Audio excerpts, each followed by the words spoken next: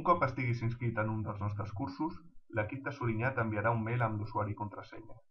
Per accedir al campus virtual, pots fer clic a l'enllaç que adjuntem en el mail, o anar a la nostra pàgina web i fer clic a la icona Campus Sorinyà. Tot seguit s'obre una pantalla on hauràs d'introduir el nom d'usuari i contrasenya que t'hem assignat i entrar.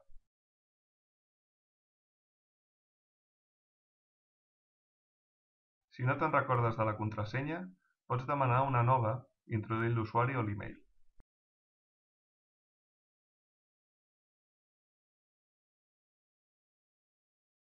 Un cop fet això, t'enviarem un correu electrònic amb un enllaç al qual hauràs de clicar per accedir al campus i canviar la contrasenya.